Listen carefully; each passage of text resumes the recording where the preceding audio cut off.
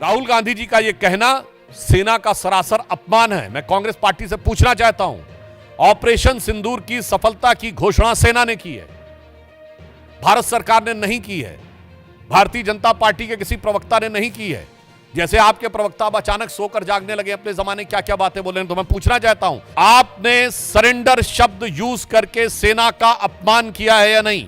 क्योंकि सीधे सीधे जब आपने सेना के बयान को सरेंडर से तुलना किया है, इसका मतलब भारत और भारत की सेना का सर झुकाने का वो काम और इसके लिए वो शब्द जो पाकिस्तान की सेना, पाकिस्तान के आतंकवादी संगठन और यूएन सिक्योरिटी काउंसिल के द्वारा डिजिग्नेटेड आतंकवादी जैसे मौलाना मसूद अजहर और हाफिज सईद भी नहीं बन कर पाए हैं, तो आप क्यों उनके मुहाफिज बनने की कोशिश कर रहे हैं? और मैं दूसरा बताना चाहता हूं राहुल गांधी जी से कि अगर आपको यह समझना है सरेंडर, तो याद करिए, राहुल गांधी जी केवल 2 साल पहले आप विदेश में गए थे और आपने कहा था, why the defenders of democracy America and Europe are silent and not interfering in India. यह था सरेंडर। 15 जुलाई 2011 को आपने कहा, it's impossible to totally control terrorism. यह था आतंक के आगे सरेंडर। 26/11 के हमले के बाद आपकी सरकार ने शर्म शेख में कहा कि कंपोजिट डायलॉग प्रभावित नहीं होगा आतंकी घटनाओं के साथ। यह था आतंक की मानसिकता के साथ सरेंडर। 1995 में नरसिम्हा राव सरकार के समय एक फोन आया और भारत ने अपना एटॉमिक एक्सप्लोजन रोक दिया। यह था सरेंडर। 1971 में 93,000 प्रिजनर ऑफ वॉर थे। 1971 में 93,000 प्रिजनर ऑफ वॉर थे।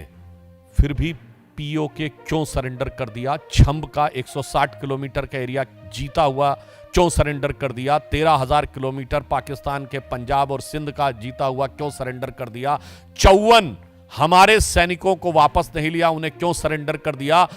1965 में जीता हुआ हाजी पीर का दर्रा सरेंडर कर दिया।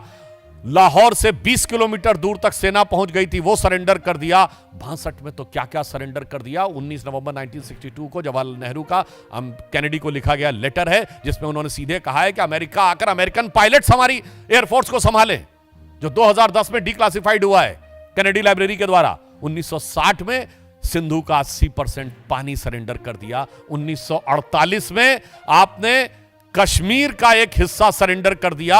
1947 में मुस्लिम लीग के आगे 1/3 सरेंडर कर दिया।